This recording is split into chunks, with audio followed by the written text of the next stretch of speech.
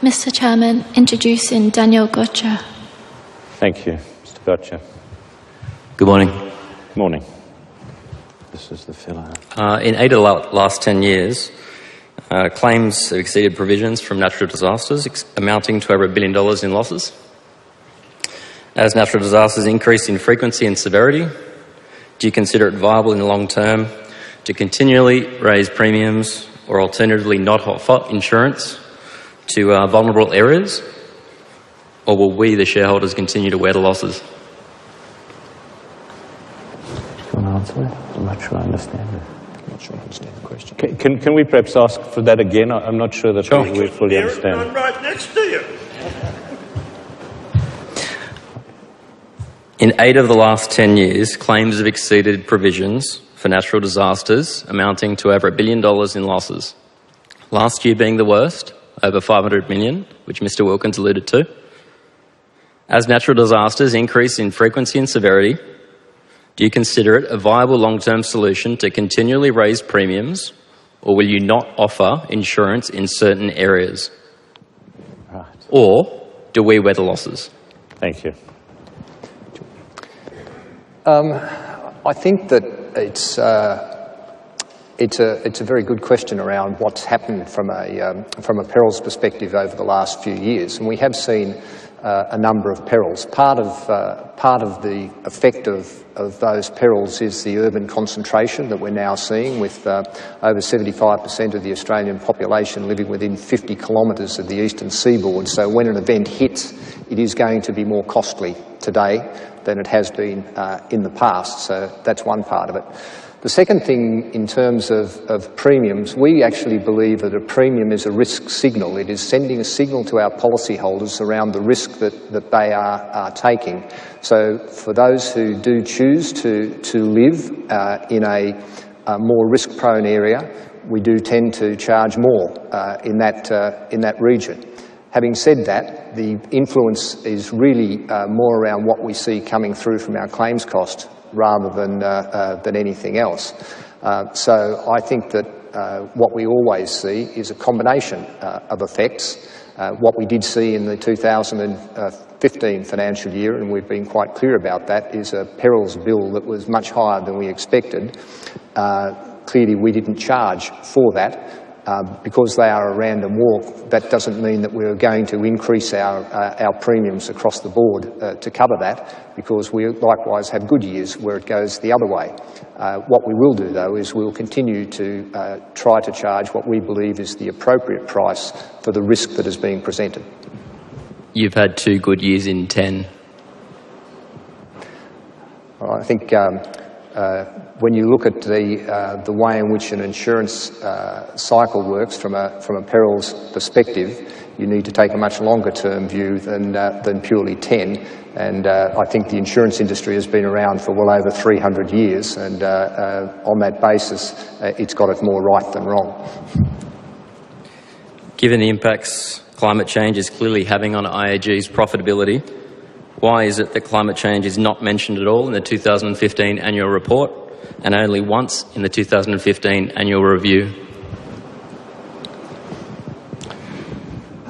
We believe in climate change. We think that there is something happening. We can't quantify what it is. What we have done, though, is we've been quite active in terms of the various approaches that we have taken to try to make people aware of risk, and the leadership role that we've taken in terms of trying to inform the community as well as to inform the government. Giving you a few examples to try to cover where you may be wanting to go with this question. We are a signatory and an initial signatory to the United Nations Principles for Sustainable Insurance, which was launched as part of the UN Environmental Programme Finance Initiative, and the PSI, Principle for Sustainable Insurance, is a catalyst for creating a more risk-aware and resilient society.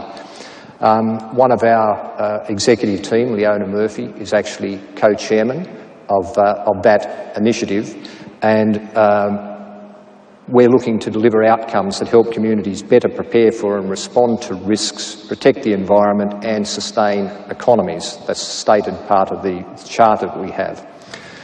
In addition to that, IAG is also a signatory to the Principles for Responsible Investment, the UN Principles for Responsible Investment, which is an international network of investors working for 6 principles of responsible investment, putting it into practice. And the goal of that group is to understand the implications of sustainability for investors and support signatories to that principle to incorporate those issues into their investment decision-making process.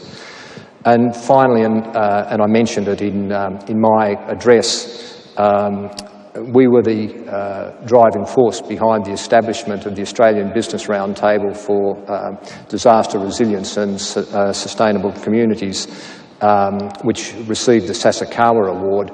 Through the research work that group has done, a productivity commission inquiry has been held into natural disasters and the cause of natural disasters in Australia. So I think that IAG is doing quite a lot on the sustainability front.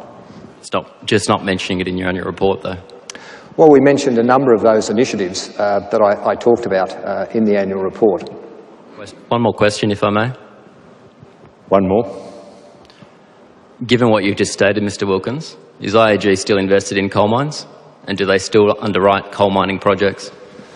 Our basic philosophy is that we are not exposed to mining as underwriting. It's not a risk that we like to take, so we don't do that. I can't tell you what our investment book looks like because we use outsourced investment managers for that. However, I can tell you that in terms of one of those outsourced investment managers is Generation Investment Management, which is an international investment partnership chaired by the former Vice President of the United States, Al Gore, which is a sustainable investment fund, and IAG was one of the initial seed investors into that fund. So you don't know? I don't specifically know because we index our investments rather than manage them ourselves. Mr Gotcha, I do understand your from where you're coming, and in fact thank you for letting us know beforehand that these were the issues you were seeking to address. So, as I hopefully you can tell, we far from minimise this issue, and indeed we focus right across the whole range of the whole spectrum, and are recognised by others for the work that we do. So it's not something that we simply take lightly. Thank you. Thank you. Microphone 1.